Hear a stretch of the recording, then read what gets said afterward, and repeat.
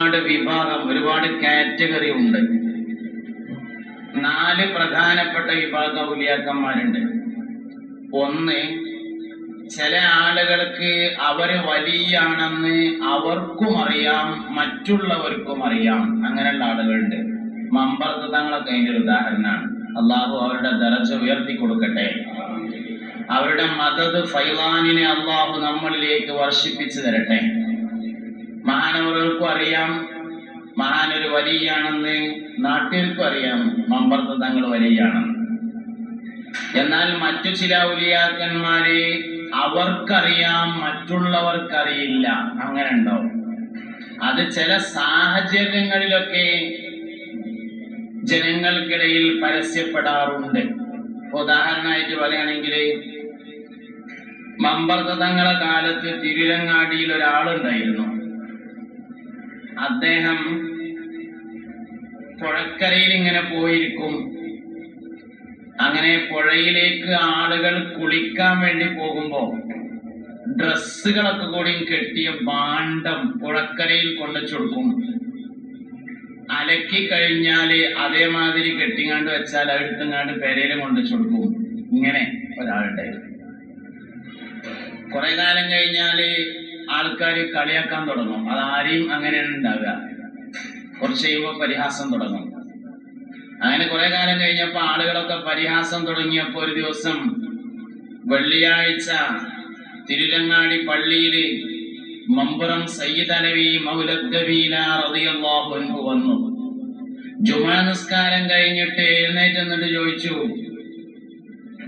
ഇന്ന് പരിശുദ്ധമായ ഹറം ഷരീഫിൽ സുബ്ഹി ജമാഅത്തിന് പങ്കെടുത്ത ഒരാൾ സദസ്സിലുണ്ടല്ലോ, അയാളൊന്ന് എഴുന്നേറ്റ് നിൽക്കണം എന്ന് പറഞ്ഞു. അപ്പോ അതിപ്പോ ആരാന്ന് ആർക്കും മനസ്സിലാകാത്തതുകൊണ്ട് ആരും എഴുന്നേറ്റില്ല. മഹാനവറുകൾ രണ്ടാമതും പറഞ്ഞു, ഇന്ന് സുബ്ഹി ജമാഅത്തിന് ഹറമിൽ പങ്കെടുത്ത ഒരാളുണ്ട്, അയാൾ എഴുന്നേൽക്കണം എന്ന് പറഞ്ഞു. രണ്ടാമതും ആരും നീക്കണമെന്നും കണ്ടില്ല. മൂന്നാമത് പറഞ്ഞു, ഇന്ന് സുബ്ഹി ജമാഅത്തിന് ഹറമിൽ പങ്കെടുത്ത ഒരാൾ സദസ്സിലുണ്ട്, അയാൾ എഴുന്നേറ്റ് നിന്നില്ലെങ്കിൽ അയാളുടെ വിലായത്തിനെ എടുത്തു മാറ്റി വെക്കും എന്ന് പറഞ്ഞു. അപ്പോ തിരുമ്പാൻ കൊണ്ടുവച്ചു കൊടുക്കുന്ന ആള് മെല്ലെ എഴുന്നേറ്റിട്ട് പറഞ്ഞു, എന്നെ സഹായിക്കണം എന്ന് പറഞ്ഞു. അപ്പൊ ചില ആളുകൾ ഔലിയാക്കന്മാരാണ് എന്നുള്ളത് ഓൽക്കറിയാം, മറ്റുള്ളവർക്കറിയില്ല. അങ്ങനെ ഉണ്ടാവും. ചിലത് ആളുകൾക്കൊക്കെ അദ്ദേഹം വലിയാണെന്നറിയാം, പക്ഷെ മൂപ്പർക്ക് അങ്ങനെ തോന്നിയിട്ടില്ല. അങ്ങനത്തെ ആൾക്കാരുണ്ട്. ചില ആൾക്കാർ ആർക്കും അങ്ങനെ തോന്നിയില്ല. അങ്ങനെയുള്ളവരുണ്ടാവും. 40 മുഅ്മിനീങ്ങൾ ഒരുമിച്ച് കൂടിയ സ്ഥലത്ത് ഒരാള് ദുആക്ക് ഇജാബത്തുള്ള ആളുണ്ടായിരിക്കുമെന്നാണ്. ഒരുപക്ഷെ അയാൾക്കും അറിയില്ല ഞാനാണ് ആളെന്ന്, വേറുള്ളവർക്കും അറിയില്ല ഞാനാണ് ആള്. ഇങ്ങനെ ഔലിയാക്കന്മാര് ഒരുപാട് ഇനാണ്.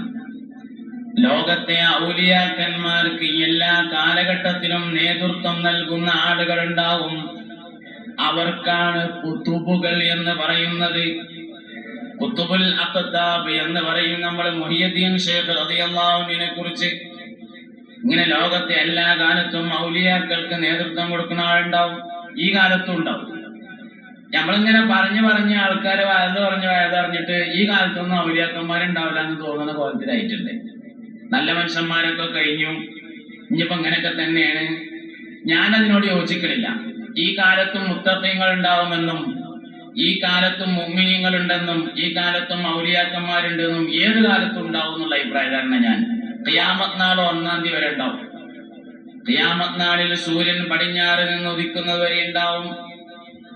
പക്ഷേ ഒരു കാലത്തെ വലിയനെ പോലെയായിരിക്കില്ല അടുത്ത കാലത്തെ വലിയ എന്ന് പറഞ്ഞത്. ഒരു കാലത്തെ മുത്തഖിയെ പോലെയായിരിക്കില്ല അടുത്ത കാലത്തെ മുത്തഖി. ഈ കാലത്തുള്ള മുത്തഖീങ്ങളായി ജീവിക്കാനാണ് നമ്മൾ തയ്യാറാവേണ്ടത്. ഏത് കാലത്തും മുത്തഖീങ്ങൾ ഉണ്ടാവും.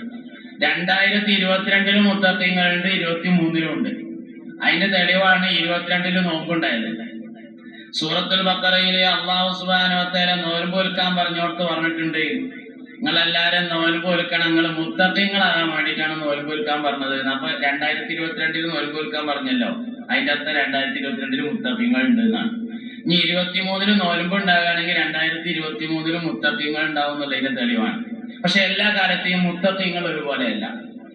എല്ലാ കാലഘട്ടത്തിലെയും തഖ്വ ഒരുപോലെയല്ല. ഈ കാലത്തെ മുത്തഖീങ്ങളായി ജീവിക്കാൻ നമുക്ക് കഴിയണം. ഞാനൊരു ഉദാഹരണം പറയാം.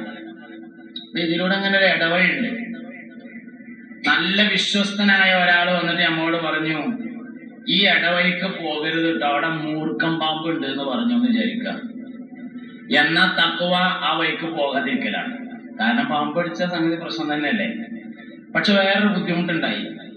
ഈ ഇടവഴിയിലൂടെ ഇങ്ങനെ പോയിട്ട് അതിന്റെ അപ്പുറത്താണ് കുടിവെള്ളം കോരുന്ന കിണറുള്ളത്. പോകല്ലാതൊരു കോരമില്ല.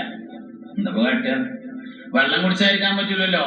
നമ്മള് ചായ ഉണ്ടാക്കാനും ചോറുണ്ടാക്കാനും വീട്ടിക്ക് വെള്ളം കൊണ്ടുവരുന്ന കുടിവെള്ളമുള്ള കിണർ ആ വഴിക്ക് കൂടെ പോയാൽ അപ്പുറത്താണ് ഉള്ളത്. വേറെ വെള്ളമില്ല. എന്താ കേട്ട, പോകന്നെ. അപ്പൊ ആദ്യത്തെ തഖ്വ പോകാതിരിക്കലാണെങ്കിൽ പിന്നെ തഖ്വ പോകലായി. ആദ്യം മൂർഖം പാമ്പ് ഉണ്ട് എന്ന് പറഞ്ഞാൽ പിന്നെ ആ വഴിക്ക് പോകാതിരിക്കലാണ് തഖ്വ, സൂക്ഷ്മത. എന്നാൽ കിണർ അവിടെ ഉള്ളു വെച്ചാൽ പിന്നെ പോകന്നെയാണ് സൂക്ഷ്മത. പക്ഷെ പോകുമ്പോ ആ വഴിക്ക് ഇങ്ങനെ പോകുമ്പോ കുറച്ചങ്ങോട്ട് എത്തിയാല് വലിയൊരു പനുണ്ട്. ആ പനന്റെ ചോട്ടിൽ ഒരു മട ഉണ്ട്. മടയിലാണ് മൂർഖ ഇരിക്കുന്നത്. അപ്പൊ എന്ത് വേണം, ആ പനന്റെ അവിടെ എത്തുമ്പോ ഒന്നിങ്ങനെ ശ്രദ്ധിച്ചിട്ട് ഇങ്ങനെ കട്ട് ചെയ്ത് പോകണം. കാരണം ആദ്യം പോകാതിരിക്കലായിരുന്നു തഖ്വ, പിന്നെ പോവുകയാണ്. പക്ഷെ അവിടെ ഒന്ന് ഇങ്ങനെ കട്ട് ചെയ്ത് പോകലാണ് തഖ്വ. ഇതൊക്കെ വേഗം മനസ്സിലാണെങ്കിൽ നമ്മളെ നാടൻ ഉദാഹരണങ്ങൾ ആലോചിച്ച് നോക്കണം. ചെറിയൊരുനാക്കപ്പോ കുട്ടികൾക്ക് തുണിമുപ്പായി എടുക്കണ്ട. എന്തായാലും സംഗതി തഖ്വ തുണിഷാപ്പിക്ക് പോകാതിരിക്കൽ തന്നെയാണ്, അല്ലെങ്കിൽ പീടിക്ക് പോകാതിരിക്കൽ തന്നെയാണ്. പക്ഷെ കുട്ടികൾക്ക് എന്തായാലും തുണിമുപ്പായും വാങ്ങണ്ടേ. അവനാല് കുട്ടികൾക്ക് പെരുന്നാൾക്ക് നല്ലത് എടുക്കണ്ടേ. അപ്പൊ പിന്നെ പോവുക തന്നെ. എന്താ വേണ്ടത്, തുണിഷാപ്പ് ചെന്നാല്, ജ്വല്ലറി ചെന്നാല്, ടെക്സ്റ്റൈൽസ് ചെന്നാല്, പീടി ചെന്നാല് കാണാൻ പറ്റുന്നതല്ല ഉണ്ടാകുക, അധികവും കാണാൻ പറ്റാത്ത ഉണ്ടാകും. ഒന്നിങ്ങനെ കട്ട് ചെയ്ത് പോകണല്ല. അപ്പൊ എന്താ കട്ട അങ്ങനെ. അപ്പൊ ആ മടന്റെ അടുത്ത് എത്തുമ്പോ ഒന്ന് കട്ട് ചെയ്ത് പോകലാണ് മുത്തഖി എന്ന് പറഞ്ഞത് ഒരു കാലത്ത്. പിന്നെ ഇനി വേറെ സംഭവം ഉണ്ടായി.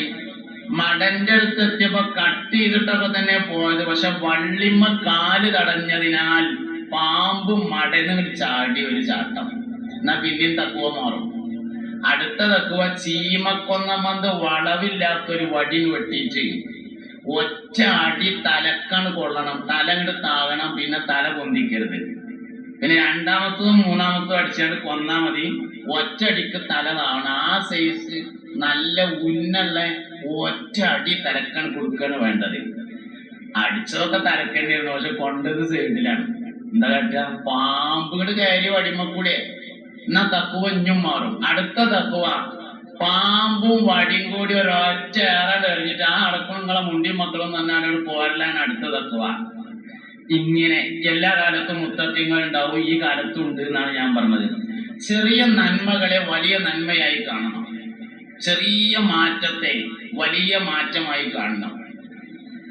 ഈ പിന്നെ വെള്ളിയാഴ്ച ജുമാക്ക് 40 ആള് തികയായിട്ട് മൊല്ലാക്ക പാടത്ത് പോയി കന്നൂട്ടുന്ന ആളെ വിളിച്ചിരുത്തി കൊടുന്ന് പള്ളിക്കുളത്തിങ്ങന്ന് കുളിപ്പിച്ചിട്ട് കള്ളിത്തുണി കുത്തി തിരുമ്പിച്ചിട്ട് അതെടുപ്പിച്ചിങ്ങാണ്ട് 40 ആളെ തേച്ചിട്ട് ജുമ നടന്ന കാലുണ്ട്.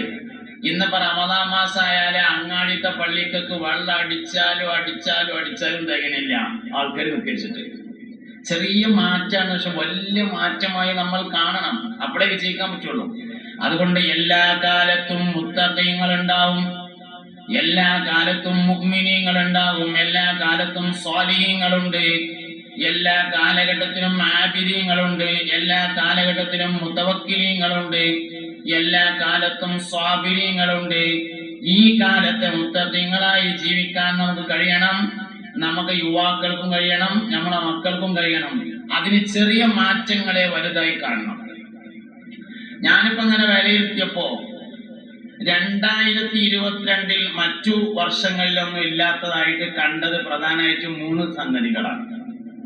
പ്രധാനമായിട്ട് ഞാൻ കണ്ടത് 3 സംഗതിയാണ്. പിന്നെ കുറെ കാര്യമുണ്ട്, അതൊക്കെ മുമ്പുള്ള തന്നെയാണ്. പുതിയതായിട്ട് കണ്ടത് 3 കാര്യങ്ങളാണ്. ഒന്ന്, പന്ത് കളിക്കാൻ ടർഫിക്ക് പോവുക. അതിപ്പോ 22-ല് 21-ല് തുടങ്ങിയിട്ടുണ്ടെങ്കിലും വ്യാപകമായിട്ട് 22-ലാണ് കണ്ടത്. പിന്നെ രണ്ടാമത് ഞാൻ കണ്ടത് തറാവി കഴിഞ്ഞിട്ട് അച്ചാർ തിന്നാൻ പോവുക. അതാണ് പിന്നെ ഇപ്പൊ ഞാൻ കണ്ട 22-ൽ കണ്ട വേറെ ഒരു, നിങ്ങൾ കണ്ടു, ഞാൻ കാണുമ്പോ നിങ്ങളും കാണുമല്ലോ, ഞമ്മളൊക്കെ ഇവിടെ തന്നെ അല്ലേ, അതുകൊണ്ട് ഞാൻ കാണുന്നൊക്കെ നിങ്ങളും കണ്ടിട്ടുണ്ടാവും. ഞങ്ങളവിടെ ഉണ്ട് അച്ചാറും പാടം എന്നൊരു പാടം തന്നെ ഉണ്ട്. തറാവി കഴിഞ്ഞിട്ട് എല്ലാവരും കൂടെ അച്ചാർ തിന്നാൻ പോയിട്ട്. അപ്പൊ അങ്ങനെ രണ്ടാമത്തെ ഒരു മാറ്റം അതാണ് കണ്ടത്. മൂന്നാമത് ഇപ്പൊ ഈ 2022-ൽ കണ്ട ഒരു മാറ്റം ടൗസർ ഇട്ടുങ്ങാണ്ട് അങ്ങാടി കൂടി അടക്കുക. അത് ഇപ്രാവശ്യം കണ്ടൊരു സംഗതിയാണ്. ഇതിലൊക്കെ മുത്തഖീങ്ങൾ ഉണ്ടാവും എന്നാണ് ഞാൻ പറയണത്. ഈ ആൾക്കാരിലൊക്കെ നല്ല മനുഷ്യന്മാരുണ്ട്. ഈ അച്ചാർ തിന്നാൻ പോണേലുണ്ട്, ഈ പന്തൽച്ചാൻ പോണേലുണ്ട്, ഈ ടൗസർ ഇടുന്നതിലുണ്ട്. ഇതിലൊക്കെ മുത്തഖീങ്ങളുണ്ട്. അപ്പൊ അതിലൊക്കെ മുത്തഖീങ്ങൾ ആരെയിരിക്കാരം? ഇപ്പൊ ഈ കളിച്ചാൻ പോണേല്, ടർഫ് പോണേലെ മുത്തഖി ആരെയിരിക്കാരം? ബാങ്ക് കൊടുക്കുമ്പോൾ കയറിപ്പോരും. അതിനെ മുത്തഖി കയറണേ. ഓൻ പോകും, പോകാതിരിക്കുന്നല്ല, പോകും. പക്ഷെ മഗ്‌രിബ് ബാങ്ക് കേട്ടാ പിന്നെ അവിടെ നിൽക്കാൻ കഴിയൂല. അപ്പൊ പിന്നെ മുപ്പരും കയറിപ്പോയി ഞാൻ കുളിച്ചാണ്ട് മഗ്‌രിബ് കഴിച്ചത് പിന്നെ പെരയിൽ പോകും. അച്ചാർ തിന്നാൻ പോണേലും മുത്തഖി ഉണ്ടാവും. അയിത്ത മുത്തഖി ആരെയിരിക്കാരം? അച്ചാർ തിന്നാനൊക്കെ പോണുണ്ടെങ്കിലും ഒച്ചടൂല, ഒച്ചയും വീടും ബഹളമൊന്നും ഉണ്ടാക്കൂല. മെല്ലെ പോയിങ്ങാണ്ട് പിന്നെ മുളക് തേച്ച മാങ്ങയും തിന്നങ്ങാണ്ട് മെല്ലെ, അല്ലെങ്കിൽ ഒരു സോഡയും കുടിച്ചങ്ങാണ്ട് മെല്ലെ ഇങ്ങനെ പോരും, ഒച്ചടൂല. ടൗസർ എണ്ണയിലും മുത്തഖി ഉണ്ടാവും. ആരാ ടൗസർ എണ്ണയിലെ മുത്തഖി? ആൾക്കാരിടയ്ക്ക് പോകുമ്പോ അതിന്റെ മേലൊരു തുണിയും കൂടി എടുക്കും. മറ്റേത് അടിയിലുണ്ടാവും, അതിന്റെ മേലൊരു തുണിയും കൂടി എടുത്തിട്ടാണ് മനുഷ്യന്മാരുടെക്ക് പോകുള്ളൂ. ബെഡ്റൂമിലോ ഒറ്റക്കൊക്കെ ആവുമ്പോ അങ്ങനെയാണെങ്കിലും ആൾക്കാരുടെക്ക് പോകുമ്പോ അതിന്റെ മേലൊരു തുണിയും കൂടി എടുത്തുകൊണ്ട് പോകും. അപ്പൊ എല്ലാ കാലത്തും മുത്തഖീങ്ങളുണ്ട്. ഈ കാലത്തെ മുത്തഖീങ്ങളെ ഉണ്ടാക്കലാണ് നമ്മളെ ജോലി. അതിന് ഒരു കാര്യം ഉണ്ടാകരുത്. കാലഘട്ടം നശിച്ചിട്ടുണ്ട്, ഇഞ്ഞാരും നേരാവൂല എന്ന് പറയും ചെയ്യരുത്, ആലോചിക്കും ചെയ്യരുത്. അങ്ങനെ ചിന്തിക്കാനും പാടില്ല, അങ്ങനെ പറയാനും പാടില്ല. എന്തുകൊണ്ട്? ഇമാം മഹ്ദി റളിയല്ലാഹു അൻഹു ഇവിടെ വരാനുള്ളതാണ്. മഹ്ദി ഇമാമിനെ പിന്തുടരുന്ന ആളുകൾ ഉണ്ടാവും. മുത്തഖീങ്ങളാണ്, സ്വാലിഹീങ്ങളാണ്. ബഹുമാനപ്പെട്ട സയ്യിദുന ഈസ അലൈഹിസ്സലാമിന് ഇവിടെ വരാനുള്ളതാണ്. മഹാനവറുകൾ ഇസ്ലാമിക ശരീഅത്ത് അനുസരിച്ച് ഭരണം നടത്തും. ധാരാളം ആളുകൾ മഹാനവറുകളെ പിന്തുടരും. അപ്പൊ നല്ല മനുഷ്യന്മാർ ഇനിയുണ്ട്, ഇപ്പോഴും ഉണ്ട്, ഇനി ഉണ്ടാവും. തിരിച്ചറിയാൻ കുറച്ച് പ്രയാസാണ് എന്ന് മാത്രം. ചില മനുഷ്യന്മാരൊക്കെ വഫാത്തായതിനു ശേഷം നമുക്ക് മനസ്സിലാകുക അങ്ങനെ ഇരുന്നോ. ചില ആൾക്കാർ വഫാത്തായിട്ട് അവരുള്ളൂ. ഒരു കണക്കിന് അത് നല്ലതാണ് കേട്ടോ. അതിലുണ്ടല്ലോ ഉദുക്കുറു മഹാസിന മൗത്താക്കും എന്നതിൽ ഒരു കാര്യം കിട്ടും. നിങ്ങളിൽ നിന്ന് മരണപ്പെട്ടവരുടെ ഗുണഗണങ്ങളെ നിങ്ങൾ പറയുക എന്ന് പറഞ്ഞതിൽ നിന്നൊരു കാര്യം കിട്ടും. രണ്ട് പ്രധാനപ്പെട്ട വിഷയങ്ങൾ അതിലുണ്ട്. ഒന്ന്, ഗുണേ പറയാൻ പറ്റുള്ളൂ എന്നും കിട്ടും. രണ്ട്, മരിച്ചവരെ പറ്റിയേ പറയാൻ പറ്റുള്ളൂ എന്നും കിട്ടും. ഉദുക്കുറു മഹാസിന മൗത്താക്കും, നിങ്ങളിൽ നിന്ന് മരണപ്പെട്ടവരുടെ ഗുണഗണങ്ങളെ നിങ്ങൾ പറയുക എന്നതിൽ നിന്ന് രണ്ടു പ്രധാനപ്പെട്ട കാര്യങ്ങൾ കിട്ടും.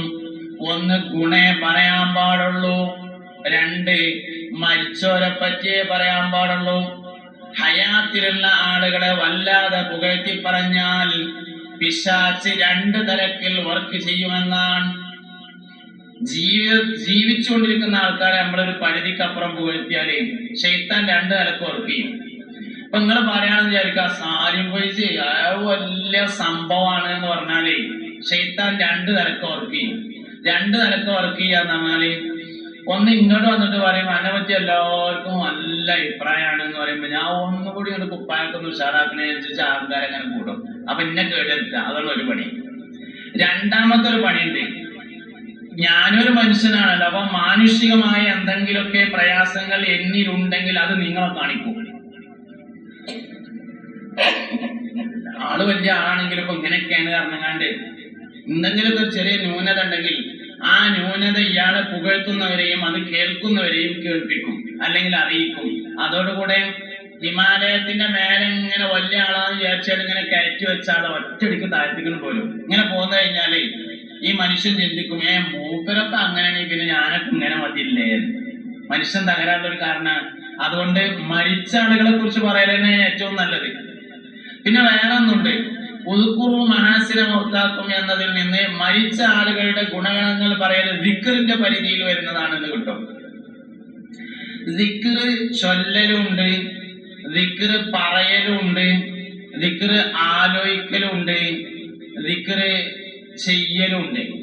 ദിക്ർ ചൊല്ലലുണ്ട്, ദിക്ർ പറയലുണ്ട്, ദിക്ർ ആലോചിക്കലുണ്ട്, ദിക്ർ ചെയ്യലുണ്ട്. ഇതൊക്കെ ഉണ്ട് ദിക്റിൽ, ഇതൊക്കെ ഉണ്ട്. ദിക്ർ ചൊല്ലല് നമുക്ക് എല്ലാവർക്കും അറിയും. ലാ ഇലാഹ ഇല്ലല്ലാഹ് സുബ്ഹാനല്ലാഹ് അൽഹംദുലില്ലാഹ് അല്ലാഹു അക്ബർ സല്ലല്ലാഹു അലാ മുഹമ്മദ്, ഇതൊക്കെ ദിക്റല്ല, നമുക്ക് എല്ലാവർക്കും അറിയും. ദിക്ർ ആലോചിക്കൽ എങ്ങനെ?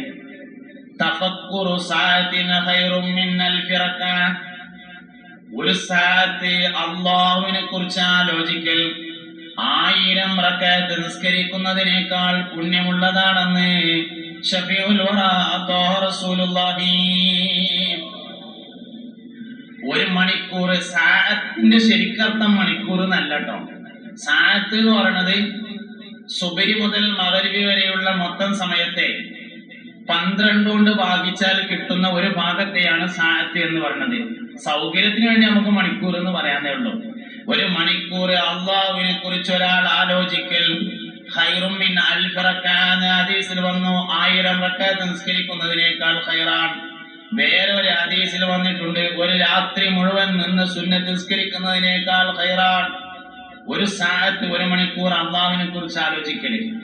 ഈ അള്ളാഹിനെ കുറിച്ച് ആലോചിക്കുക എന്ന് പറഞ്ഞാൽ എന്താ? ആലോചിക്കുന്നത് അള്ളാഹുവിലേക്ക് എത്തിക്കുന്നതിനാണ് അള്ളാഹിനെ പറ്റി ആലോചിക്കുക എന്ന് പറയുന്നത്. നമ്മൾ എന്ത് വിഷയം ആലോചിച്ചാലും അള്ളാഹുവിലേക്ക് എത്തിക്കാൻ കഴിയും. ഏത് വിഷയത്തെ കുറിച്ച് ചിന്തിച്ചാലും അള്ളാഹുവിലേക്ക് എത്തിക്കാൻ വേണ്ടി പറ്റും.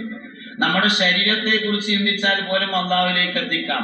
കയ്യിനെ കുറിച്ച് ചിന്തിച്ചാൽ അള്ളാഹുവിലേക്ക് എത്തിക്കാം. എന്നാലും ഇങ്ങനെ കുറെ ആൾക്കാർ ഇങ്ങനെ ചോറ് കഴിക്കണം. അപ്പൊ ഞാനും ഉണ്ട്. ചോറിങ്ങനെ തിന്നുകൊണ്ടിരിക്കണതിന്റെ ഇടയില് ആ നാട്ടിലത്തെ മുഴുവൻ ആൾക്കാരെയും കുറ്റം പറയാം. ചോറ് കഴിക്കാൻ ആരും വിടുന്നില്ല, ആ നാട്ടുകാരെ മൊത്തം കുറ്റം പറയാണ് ചോറ് കഴിക്കണതിന്റെ ഇടയിൽ. അപ്പൊ കുറെ എന്നോട് ഒരാൾ ചോദിച്ചു, ഉസ്താദ് എന്താ ഒന്നും പറയാത്തതെന്ന് ചോദിച്ചു. അതിൽ ഞാൻ പറഞ്ഞു, നമ്മളെ ഈ കയ്യിന്റെ ഇവിടെ ഒരു ഞെട്ടുണ്ട്. ഇതിന്റെ ഇവിടെ ഇങ്ങനെ എന്തിങ്ങനെ മടങ്ങാനും നീരാനും ഇവിടെ ഒരു ഞെട്ടുണ്ട്. ഈ ഞെട്ട് ഒന്നും കൂടി ഒരു ടൈറ്റ് ആയാല് പിന്നെ ജീവിതത്തിൽ ഓന്റെ കൈയോട്ടോ ചോറ് കഴിക്കൂല. ഇതിപ്പോ ലൂസുള്ളതുകൊണ്ടാണ് നമ്മളെ കൈകൊണ്ട് ചോറ് കഴിക്കണേ. ഈ ഞെട്ട് ഒന്നും കൂടി ഒരു ടൈറ്റായി എന്ന് വിചാരിക്കാം, പിന്നെ ഓന്റെ കൈകൊണ്ടോ ചോറ് കഴിക്കൂല. വേണ്ട, അതൊന്നും കൂടി ഉണ്ട് ലൂസായി എന്ന് വിചാരിച്ചോളി, എന്നാലും ഓന്റെ കൈയോട്ട് പിന്നെ ചോറ് കഴിക്കൂല. ആരെങ്കിലും വരി കൊടുക്കേണ്ടി വരും എന്ന് പറഞ്ഞു. സംസാരങ്ങൾ അള്ളാഹുവിലേക്ക് എത്തിക്കുന്നതിനാണ് അള്ളാഹുവിനെ കുറിച്ച് ചിന്തിക്കുക എന്ന് പറയുന്നത്. ഏത് വിഷയം ചിന്തിച്ചാലും അള്ളാഹുവിലേക്ക് എത്തും. അള്ളാന്റെ തെളിവെന്താണെന്ന് ചോദിച്ചപ്പോ പറഞ്ഞത് തന്നെ ഉജൂദു ഹാദിൽ മഖ്ലൂഖാത്താണ്. അതുകൊണ്ട് തന്നെ പ്രപഞ്ചത്തിലെ എല്ലാ വസ്തുക്കളെ കുറിച്ചുള്ള ചിന്തയും അള്ളാഹുവിലേക്ക് എത്തിച്ചേരും. അങ്ങനെ ഒരാൾ 1 മണിക്കൂർ ചെലവഴിക്കൽ 1000 റക്അത്ത് സുന്നത്ത് നിസ്കരിക്കുന്നതിനേക്കാൾ പോരിശയുണ്ടെന്ന് പറഞ്ഞതാണ് ദിക്റിന്റെ ആലോചന എന്ന് പറയുന്നത്. ളാക്കിരീങ്ങളാണ് ആൺകുട്ടികൾ എന്ന് പരിശുദ്ധ ഖുർആൻ പറഞ്ഞിട്ടുണ്ട്. ഫീഹി റിജാലുൻ ലാ തുലീഹിം തിജാറത്തുൻ വലാ ബൈഉൻ അൻ ദിക്രില്ലാഹ്. ഫീഹി പള്ളിയിലുണ്ട് റിജാലുൻ, കുറച്ച് ആൺകുട്ടികൾ. ലാ തുലീഹിം തിജാറത്തുൻ വലാ ബൈഉൻ, ഹോൾസെയിലും റീറ്റെയിലും ആയ യാതൊരുവിധ കച്ചവടങ്ങളും അവരെ ജോലിയാക്കുകയില്ല. അൻ ദിക്രില്ലാഹ്, അല്ലാഹുവിന്റെ ദിക്റിനെ തൊട്ട് ജോലിയാക്കുകയില്ല. അങ്ങനത്തെ കുറച്ച് ആണുങ്ങളുണ്ട് പള്ളിയില് എന്ന്. അപ്പൊ ദാക്കിര്യങ്ങളെ കുറിച്ചാണ് ഖുർആൻ പുരുഷന്മാരെന്ന് ഉപയോഗിച്ചിട്ടുള്ളത് എന്ന് വരും. അപ്പോ 1 ദിക്ർ ചൊല്ലൽ, 2 ദിക്ർ ആലോചിക്കൽ, 3 ദിക്ർ ചെയ്യലുണ്ട്. ദിക്റിന്റെ പ്രവർത്തനം അഖിമസ്സലാത്ത ലിദിക്രി, ഉദാഹരണം അഖിമിസ്സലാത്ത ലിദിക്രി, എന്റെ ദിക്റിന് വേണ്ടി നിങ്ങൾ നിസ്കരിക്കണം എന്ന് പറഞ്ഞു. അവ നിസ്കാരവും ദിക്ർ തന്നെയാണ്, നോമ്പും ദിക്ർ തന്നെയാണ്, ഹജ്ജും ദിക്ർ തന്നെയാണ്. ഇങ്ങനെ ദിക്റിന്റെ അമലുകൾ. 4മത്തേത് ദിക്റിന്റെ വർത്തമാനമുണ്ട്. ദിക്റിന്റെ വർത്തമാനം എന്ന് പറഞ്ഞാൽ സ്വാലിഹീങ്ങളെ കുറിച്ച് പറയലാണ്. ദിക്റുൽ അംബിയാഇ ഇബാദത്തുൻ വദിക്റുസ് സ്വാലിഹീന കഫാറത്തുൻ. ദിക്റുൽ അംബിയാഇ, അംബിയാക്കളെ പറയൽ, കഫാറത്തുൻ ഇബാദത്തുൻ, അത് ഇബാദത്തിന്റെ പരിധിയിൽ വരും. വദിക്റുസ് സ്വാലിഹീന, സ്വാലിഹീങ്ങളെ പറയൽ കഫാറത്തുൻ, പാപങ്ങൾ പൊറുപ്പിക്കും. ദിക്ർ എന്നുള്ളിടത്ത് ദിക്റുൽ അംബിയാ എന്നുള്ളിടത്തും ദിക്റുസ് സ്വാലിഹീന എന്നുള്ളിടത്തും മഹാനായ സയ്യിദുനാ ഇബ്നു കസീർ റളിയല്ലാഹു അൻഹു ഒരു തഫ്സീർ എഴുതി കൊടുത്തിട്ടുണ്ട്, ഐ ദിക്റു അസ്മാഇഹിം എന്നുണ്ട്. അതായത് സ്വാലിഹീങ്ങളെ പറയുക എന്ന് പറഞ്ഞാൽ ഒന്ന് അവരുടെ പേര് പറയാം, രണ്ടാണ് അവരുടെ താരീഖ് പറയല്. അപ്പൊ വെറുതെ ഒരാൾ ഇങ്ങനെ ഇരുന്നപ്പോ തസ്ബീഹ്മാലങ്ങനെ എടുത്തിട്ട് ആദം നബി അലൈഹിസ്സലാം, മൂസാ നബി അലൈഹിസ്സലാം, നൂഹ് നബി അലൈഹിസ്സലാം, ഈസാ നബി അലൈഹിസ്സലാം എന്ന് പറഞ്ഞാൽ കൂടിട്ടു. അത് ദിക്റാണ്. അമ്പിയാക്കളുടെ അസ്മാവ് പറയാം, സ്വാലിഹീങ്ങളുടെ പേര് പറയുക എന്നത് ദിക്റിന്റെ പരിധിയിൽ വരും. ഹും ആദമുൻ ഇദ്രീസു നൂഹുൻ ഹൂദും സ്വാലിഹ് വ ഇബ്രാഹീമു കുല്ലും മുത്തബ ലൂത്തും വ ഇസ്മാഈലു ഇസ്ഹാഖും കദാ യാഖൂബു യൂസുഫു വ അയ്യൂബു തദാ. കിഫായത്തുൽ അവാമിലുള്ളതാണ്. അതിന് അഖീദത്തുൽ അവാമി എന്നും പേരുണ്ട്. ദർസിൽ കുട്ടികൾ പഠിക്കാൻ പോകുമ്പോ ആദ്യം ഓതുന്ന കിതാബുകളുണ്ട്. 10 കിതാബ്, 7 കിതാബ്, ഇങ്ങനെയൊക്കെയുള്ള കിതാബ്.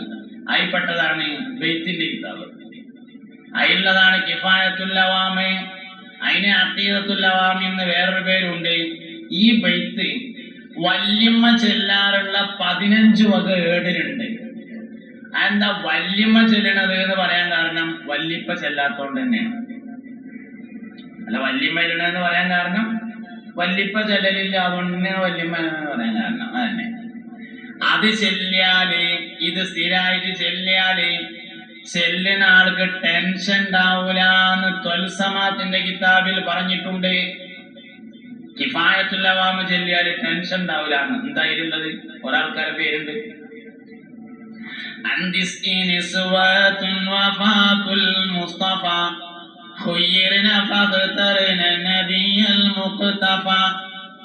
ആയിഷത്തും വഹഫ്സത്തും വസൗദാ സഫിയ്യത്തും മൈമൂനത്തും വറംല ഹിന്ദും വസൈനബും കദാ ജുവൈരിയാ ലിൽമുഅ്മിനീന ഉമ്മഹാത്തുൻ മർദിയാ. സ്വാലിഹീങ്ങളുടെ പേര് മാത്രം പറഞ്ഞാൽ അതിന് കൂലിട്ടും.